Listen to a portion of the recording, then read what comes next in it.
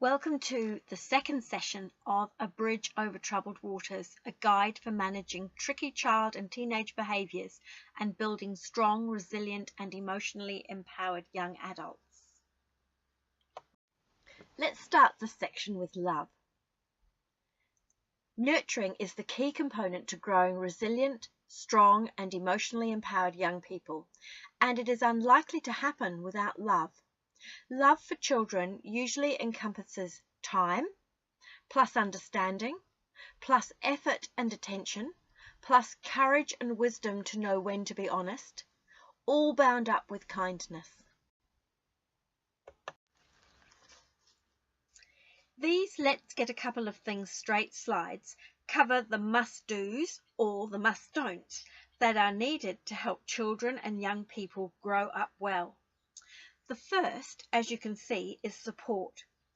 This is the support you need. Yep, you, the parent, need. You are nothing without support. You cannot parent properly without support. So who are your key support people who you can absolutely trust, absolutely rely on to help you in difficult times? Back in the day, when I was a working solo mum with no family in this country, I had to manufacture support so that I had the support needed to do what needed to be done for my two growing boys. It was my job as a parent to make sure I had that support. They, the boys, needed to be the children, and I needed to be the adult. Growing up, my children didn't need to look after me or our needs. Rather, it was my responsibility to ensure all their needs were met. So, the big questions I have for you are, who is there to support you? And how safe are they around your children? If you are not happy about the level of support that you and your children have, it is now time to really think about how you're going to manage that and what you're going to do. Responsibilities. Are you acting like the adult? Are you leading only by example? Or are you doing your own version of temper tantrums, the silent treatment, playing mind games?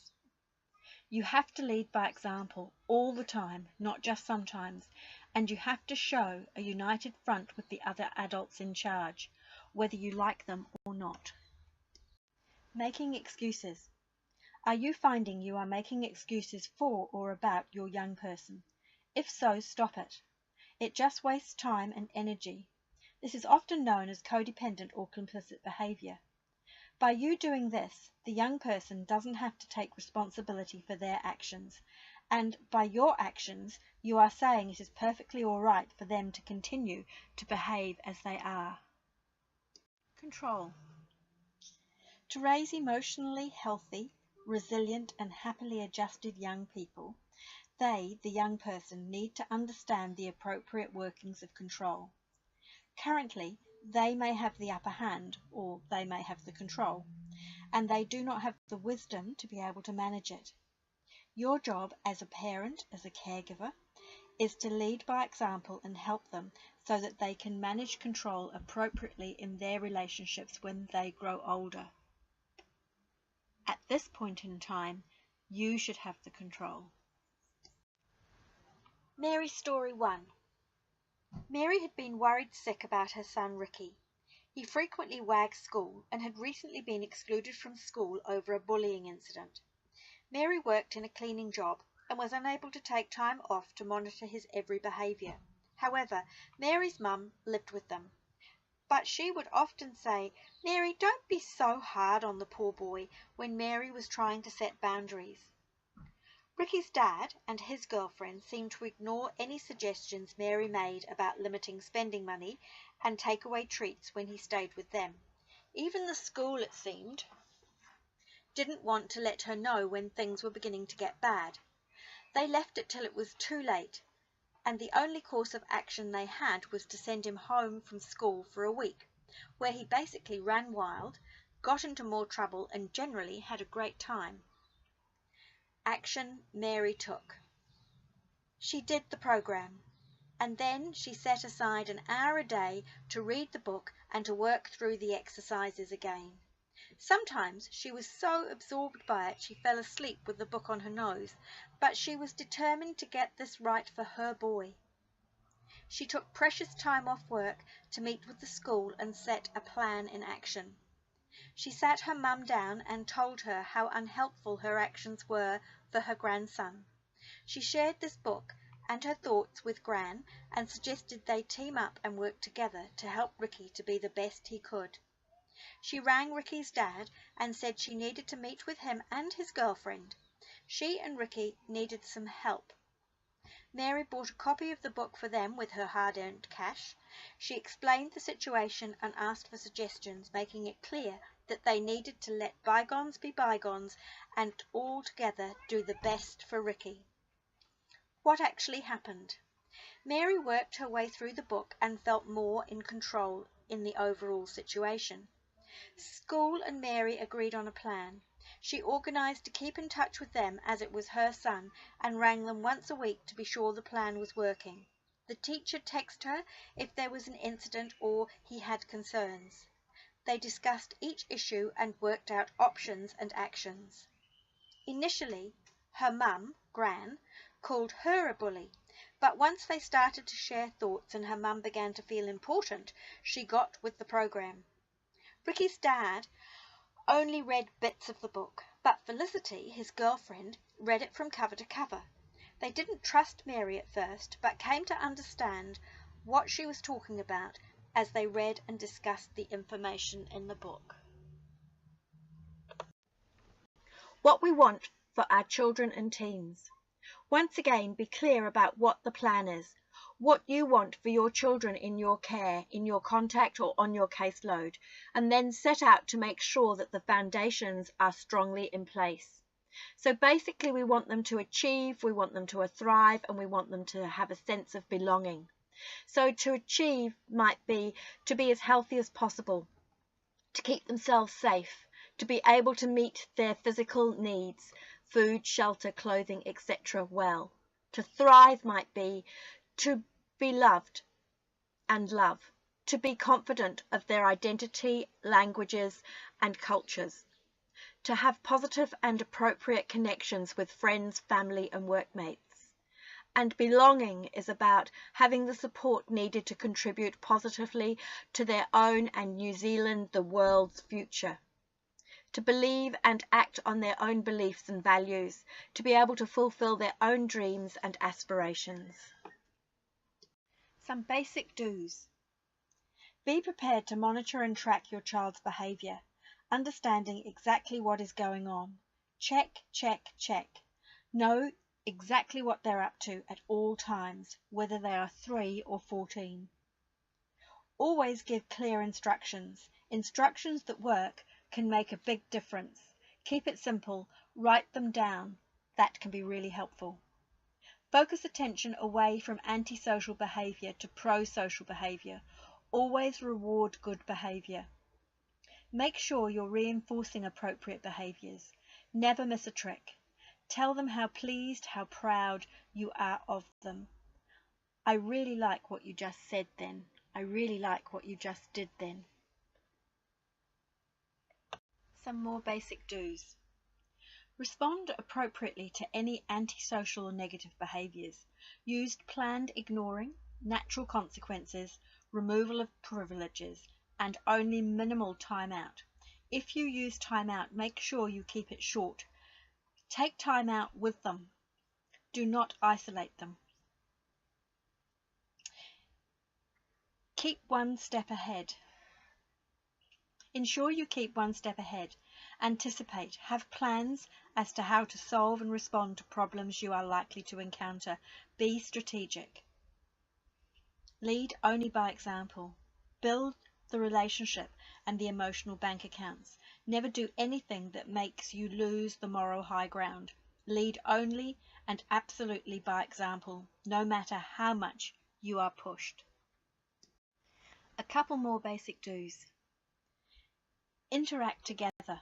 Have fun playing. Understand what good play looks like and feels like for you and your young person. Getting to compliance. There are ways to do this. We just need to find out what will work for you and your young person. You will need to think strategically and act tactically.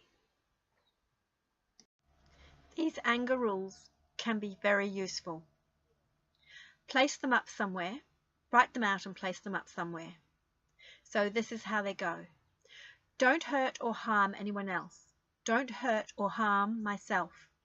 Don't hurt my own or other people's possessions. Don't hurt animals. Do use my wits.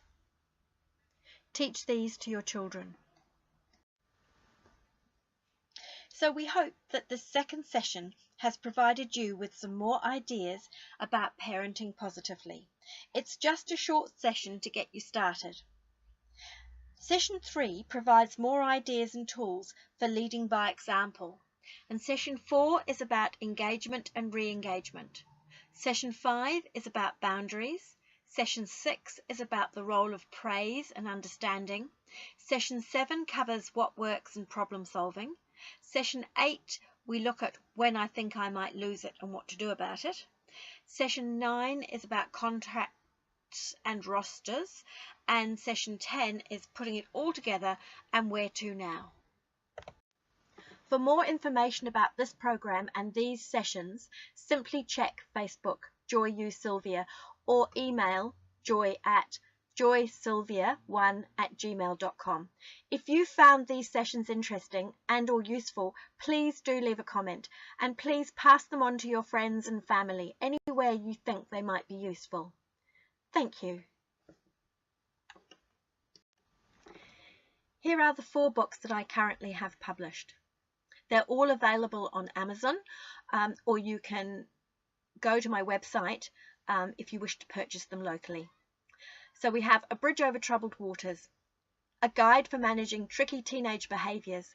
It is easy to follow and apply and has been designed to equip both the caregiver and the professional with effective strategies for the seemingly relentless onslaught of difficult and sometimes frightening behaviours caregivers and professionals have to manage in today's society. The diagrams, together with the insightful real-life stories of parents working through the material, bring about an attitude and belief that change is indeed possible. Say No to Bullying: Factors, Challenges and Strategies. This book helps the weak become strong and the supposedly tough become true heroes. This is a book about a nasty and vicious topic that will warm the cockles of your heart. It is amazingly easy to read and hard to put down. Whether the players in these intricate and often complex bullying situations are primary school age children, teenagers, parents, work colleagues, staff, or residents in a rest home, this book explains how to deal with it and how to help the players grow, feel good about themselves and their actions, and find appropriate power. Dealing with difficult people, managing conflict, bloody-mindedness and other intercommunicational difficulties at home and at work. Heaps of information, diagrams and life stories to help you deal appropriately with and confidently with those difficult people in your life who misuse power, threaten and or play mind games. Project Alpha. This is an exciting New Zealand-based adventure mystery series for young teens, so about 10 years to 14 years old. The plot involves the kidnapping of the Project Alpha CEO, with the baddies intent on stealing 3 active satellites, disabling the worldwide GPS system, and generally attempting to take over the world. So the odds are heavily stacked against Jimmy and his band of oddball adults, including the FBI, NASA, Interpol and several New Zealand Defence Force representatives. Jimmy's mission is to save the world and capture the bad guys. Jimmy's mum has sent him to stay with his Uncle Ben, an astrophysicist and computer games designer who lives in a remote part of the West Coast Alpine region on the station that houses the observatory and the labs of Project Alpha. As an experienced social worker with a passion for personal and community development, I have particularly enjoyed the ability to weave narrative that can surreptitiously help young people deal with anxiety, difficult backgrounds, new situations, learn how to problem solve, and take appropriate self-responsibility.